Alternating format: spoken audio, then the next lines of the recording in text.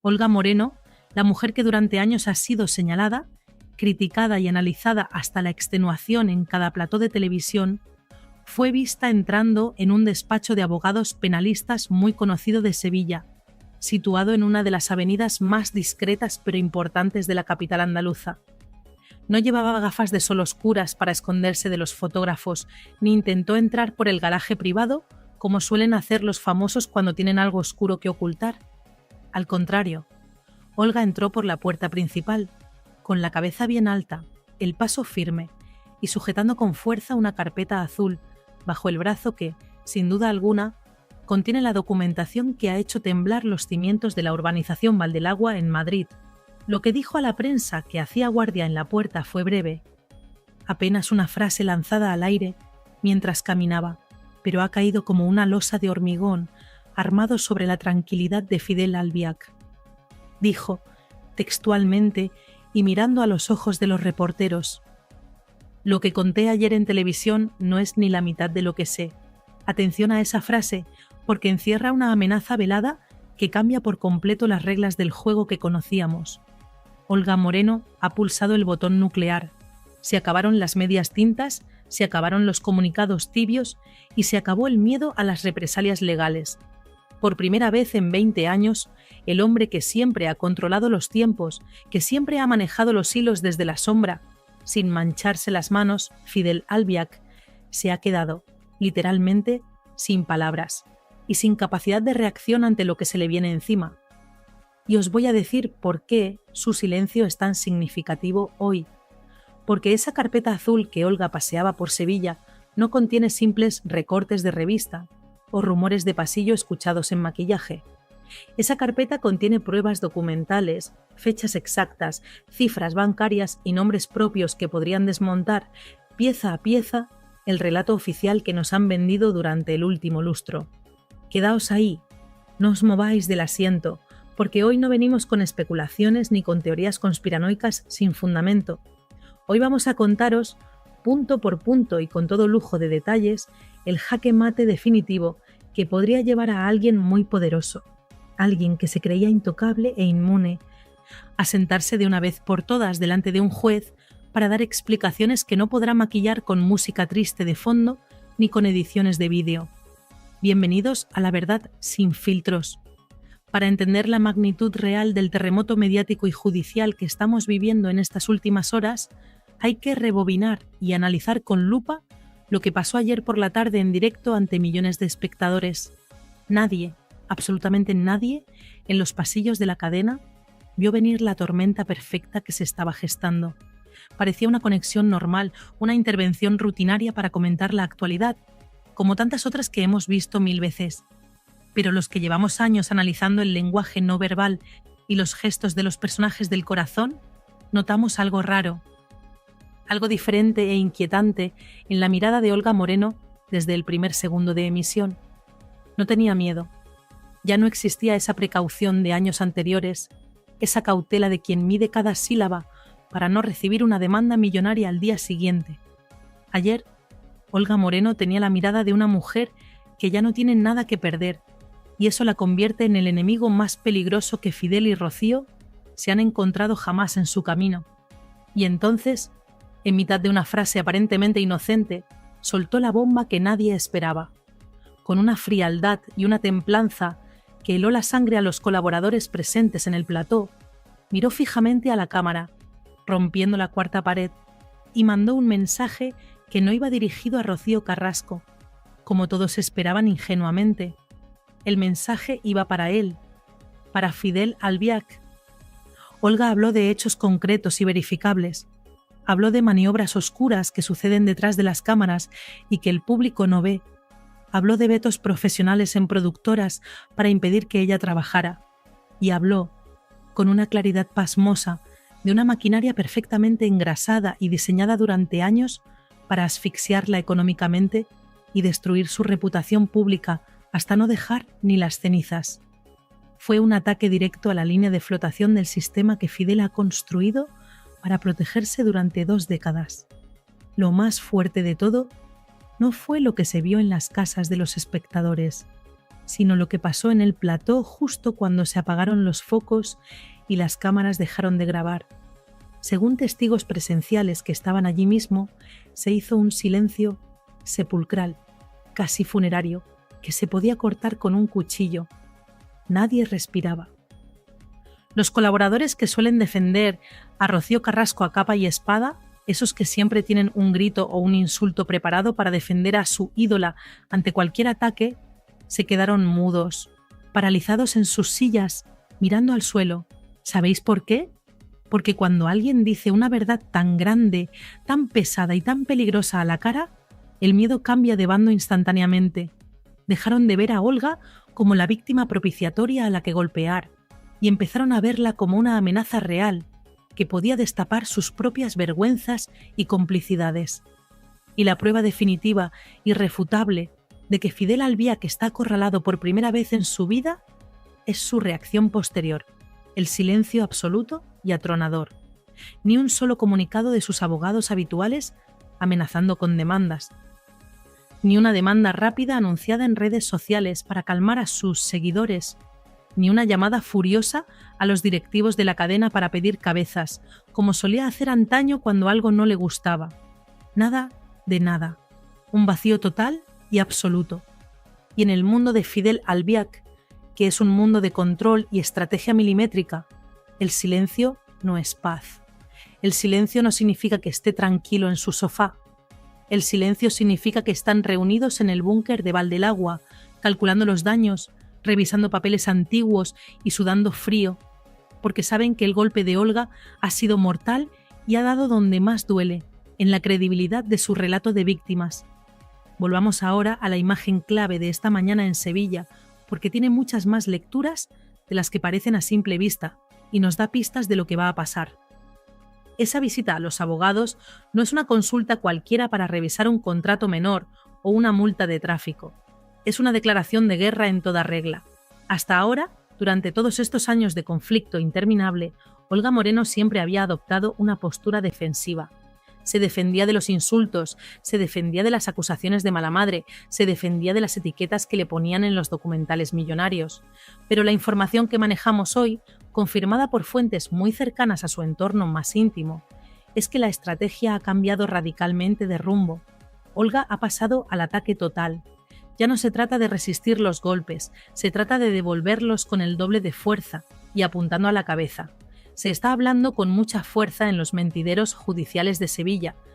Y quiero que me escuchéis bien, porque esto es gravísimo, de una posible demanda conjunta que haría historia. Olga Moreno podría no estar sola en esta cruzada legal. Imaginad por un momento el escenario que se le plantea a Fidel. Olga Moreno y David Flores, el hijo menor, uniendo fuerzas legalmente en una misma causa contra la otra parte. Ahí es donde a Fidel Albiac se le borra la sonrisa irónica de la cara. Porque pelear en un plató de televisión contra una exmujer es fácil, tienes las de ganar si controlas el medio y tienes a los presentadores de tu lado. Pero explicar movimientos de dinero, decisiones familiares sobre un joven dependiente y gestiones patrimoniales delante de un juez de instrucción serio, eso es otra historia muy diferente. Ahí no valen los llantos, ni la música emotiva, ni los amigos periodistas que te bailan el agua. Ahí solo valen las pruebas, los hechos y la ley. El entorno más íntimo de Olga dice que ella se ha cansado, que ha llegado a su límite humano. Se ha cansado de ser la mala de la película, la villana necesaria para que otros facturen millones de euros contando miserias familiares. Y hay una frase que no deja de sonar en las redacciones de todos los medios y que tiene a muchos directivos nerviosos. Tengo pruebas de cómo se construyó la mentira. Si Olga Moreno puede demostrar documentalmente, con papeles en la mano, que hubo un plan premeditado y orquestado desde hace años para destruir su imagen pública y ganar dinero con ello, se les cae el chiringuito entero, se les cae todo el relato de los últimos 3 años, se les caen los documentales premiados y se les cae la careta de víctimas perpetuas. Podríamos estar hablando de delitos muy serios relacionados con el derecho al honor y la propia imagen, pero con agravantes de premeditación y lucro cesante. Porque la realidad de David Flores es el secreto mejor guardado y más doloroso de toda esta trama. Una herida abierta que nadie en Valdelagua ha querido cerrar porque no les interesaba. mientras en los platós se llenaban la boca hablando de protección a la infancia y de amor incondicional.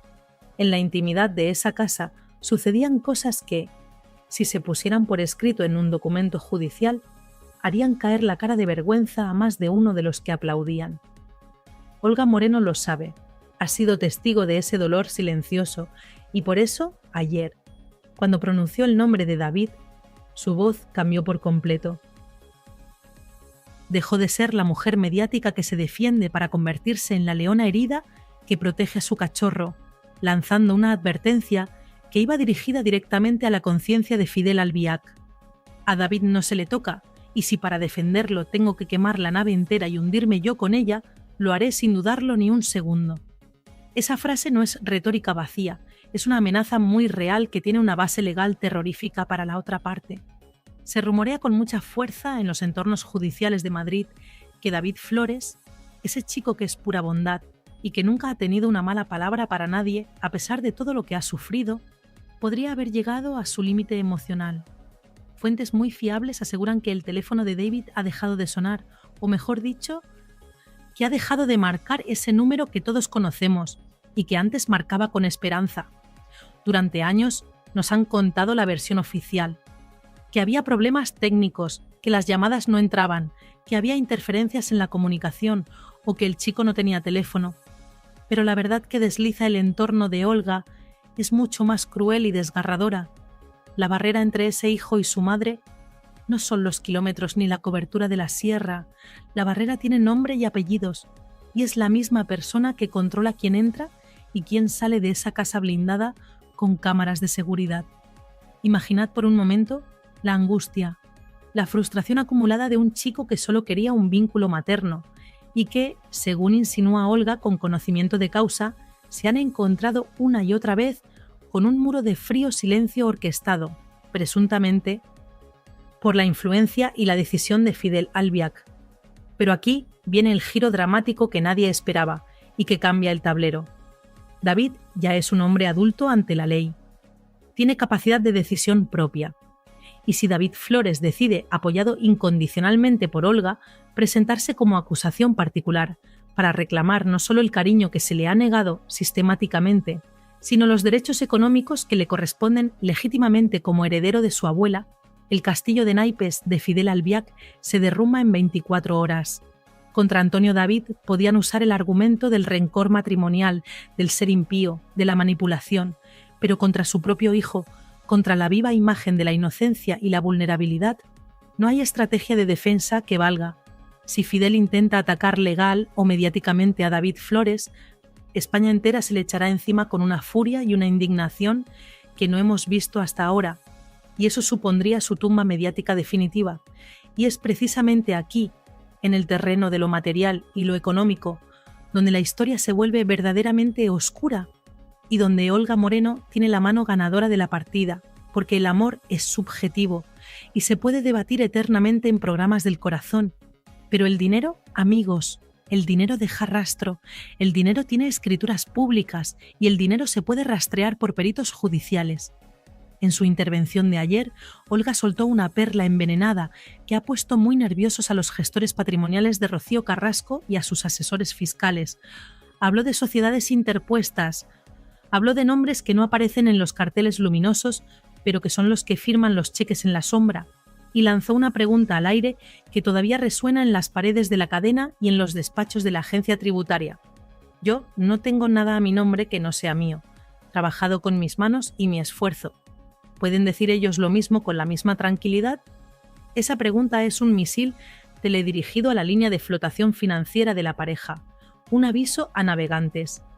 Porque si se abre una investigación fiscal seria, si un juez pide levantar las alfombras y mirar qué hay debajo de la gestión de la herencia de Rocío Jurado, ¿qué es lo que nos vamos a encontrar realmente? Es un secreto a voces en Madrid, algo que se comenta en las cenas de la alta sociedad, que la liquidez de esa casa ya no es la que era hace unos años. Los grandes contratos millonarios por los documentales se han gastado o se han esfumado en deudas. El Museo de Chipiona no da para mantener el tren de vida de lujo y aislamiento absoluto que llevan. Y las facturas, según cuentan las malas lenguas, empiezan a acumularse en los cajones sin pagar. Se comenta en los círculos financieros que el nerviosismo de Fidel Albiac en los últimos meses no se debe a la presión mediática, a la que está más que acostumbrado y que incluso disfruta, sino a que la caja fuerte se está vaciando a una velocidad alarmante y los ingresos no entran. Y aquí es donde la figura de Olga Moreno se vuelve vital y peligrosa para ellos. Ella ha convivido con los pleitos durante años, ha visto documentos judiciales, ha escuchado conversaciones privadas cuando la relación era cordial y sabe perfectamente dónde están las debilidades económicas del enemigo. Si Olga decide tirar de la manta y explicar ante un tribunal cómo se ha gestionado realmente el patrimonio que debía ser para los hijos, si decide demostrar que ha habido, presuntamente, un vaciado patrimonial deliberado para evitar pagar ciertas responsabilidades civiles y pensiones, podríamos estar hablando de un delito de alzamiento de bienes que conlleva penas de prisión efectiva. Y no penséis, ni por un segundo, que Olga está sola en esta estrategia que parece suicida, pero que está calculada al milímetro. Fijaos en un detalle que pasó desapercibido para la gran mayoría de los espectadores, pero que es crucial para entender la seriedad de lo que se nos viene encima. Agustín, el hermano de Olga. Ese hombre discreto, serio, que siempre está en un segundo plano y que nunca quiere protagonismo en las revistas. Ayer estaba allí, en el plató, escondido detrás de las cámaras, en la zona oscura, y no estaba simplemente de acompañante para dar un abrazo o apoyo moral a su hermana. Estaba tomando notas en una libreta. Agustín Moreno no es solo un hermano protector, es el cerebro analítico y frío que ha ayudado a Olga a resistir la presión psicológica y el acoso de todos estos años sin volverse loca. Si Agustín estaba allí apuntando cada reacción, cada silencio de los colaboradores, cada movimiento de la otra parte, es porque la maquinaria legal ya está en marcha, el engranaje ha empezado a girar y ya no tiene freno posible, no están improvisando, no es un calentón de un día porque Olga se haya levantado enfadada. Cada palabra que Olga pronunció ayer estaba medida al milímetro, cada pausa estaba calculada para provocar una reacción y un fallo en el rival. Han esperado pacientemente, aguantando insultos, desprecios y humillaciones públicas, a que Fidel y Rocío gastaran todas sus balas mediáticas, a que quemaran su imagen con documentales agresivos que dividieron al país y a que se quedaran sin apoyos incondicionales en la cadena, para dar la estocada final ahora, justo en el momento en que están más débiles, más solos, más cuestionados que nunca y posiblemente con menos recursos económicos para defenderse. Es una estrategia de desgaste digna de un general en batalla, y parece que la están ganando, y esto me lleva inevitablemente a una reflexión profunda que quiero que hagáis conmigo, porque es muy reveladora de cómo han cambiado las tornas en este juego de poder. Hace 2 años, Olga Moreno no podía ni salir a la calle a comprar el pan sin que la insultaran. Tenía que caminar con la cabeza gacha, avergonzada por un relato oficial que la pintaba como un monstruo cómplice. Hoy es ella la que marca los tiempos, es ella la que tiene a la prensa comiendo de su mano esperando su siguiente movimiento, y es ella la que tiene a Fidel Albiac encerrado en su casa, sin saber por dónde le viene el golpe. ¿Cómo es posible que Fidel, que siempre se ha vendido como el gran estratega, el hombre inteligente que siempre va 3 pasos por delante del resto de los mortales, no haya visto venir este contraataque letal? ¿Es posible que la soberbia le haya cegado hasta el punto de creerse su propia mentira de invulnerabilidad eterna? Es el momento de que os mojéis, porque vuestra opinión es el termómetro real de esta historia y lo que de verdad importa. Quiero que me digáis en los comentarios qué pensáis sobre el tema del dinero, porque aquí huele a que el interés económico pesa mucho más que el sentimental o el familiar.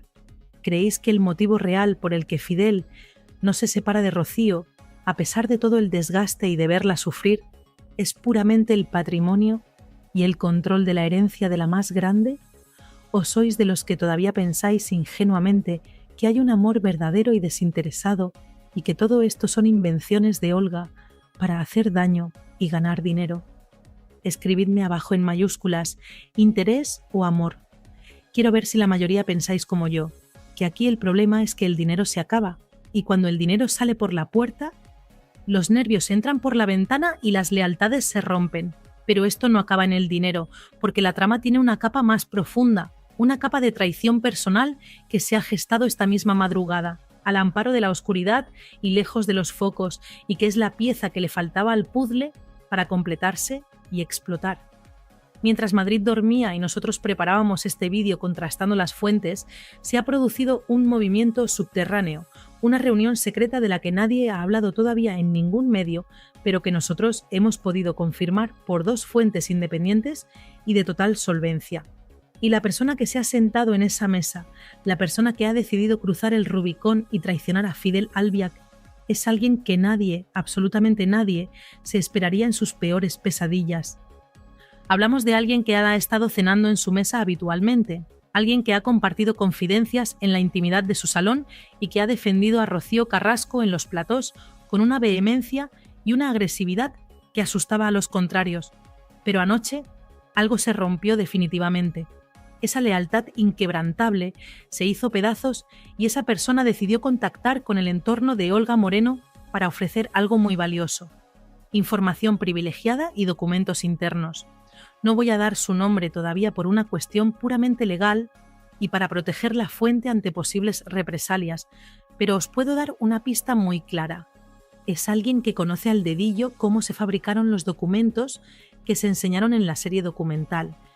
Alguien que estuvo en la cocina de ese montaje audiovisual y que sabe qué ingredientes eran reales y cuáles eran, presuntamente, aderezos y manipulaciones para hacer la historia más vendible y lacrimógena. Lo que esta persona ha contado en esa reunión privada de madrugada lo cambia todo y reescribe la historia reciente. Ha confirmado, según nuestras fuentes directas, que existen borradores previos, correos electrónicos internos y mensajes de WhatsApp que demostrarían que ciertas pruebas presentadas ante España como verdades absolutas no estaban tan claras, que hubo dudas, que hubo retoques y que hubo una intencionalidad clara de manipular la percepción del espectador para generar odio hacia la otra parte. Si esta persona arrepentida o despechada decide dar un paso al frente y ratificar lo que ha contado ante un juez bajo juramento, Fidel Albiac no solo pierde el juicio mediático, que ya lo tiene perdido en la calle, sino que pierde su libertad. Se comenta en los mentideros de la profesión que el precio de este silencio ya no se paga con dinero, porque el barco se hunde y las ratas son las primeras en abandonar la nave para salvarse y no mancharse con el naufragio. Fijaos en un detalle muy significativo que ha pasado desapercibido hoy en la programación de la cadena y que es muy sintomático. Poned Telecinco ahora mismo, mirad las caras de los presentadores y colaboradores estrella. ¿Dónde están los amigos íntimos de Fidel? ¿Dónde están esas presentadoras que se vestían de fucsia y lloraban mirando a cámara, jurando lealtad eterna y sororidad? Han desaparecido del mapa, o están calladas, mirando al suelo incómodas, o están hablando de otros temas triviales para no mojarse en este asunto. El silencio de los que antes aplaudían es la prueba del algodón, la prueba definitiva de que el reinado de terror de Fidel Albiac se ha terminado para siempre. Ya nadie tiene miedo a recibir una llamada de arriba para echarle una bronca, porque saben que los de arriba ya no le cogen el teléfono a Fidel y le consideran un activo tóxico. Se ha quedado solo, aislado en su torre de marfil que se desmorona. El mismo sistema mediático que él ayudó a alimentar y a cebar para destruir a Antonio David y a Olga, ahora ha girado sus cañones y le está apuntando a él directamente a la cara sin piedad. Y esto nos lleva inevitablemente al desenlace que todos estamos esperando con ansia viva: el contenido real y físico de la carpeta azul de Olga. Esa carpeta que paseó por Sevilla no es un simple atrezo para la prensa ni un farol. Fuentes muy fiables que han tenido acceso a parte de esa documentación reservada nos confirman que dentro hay contabilidad pura y dura.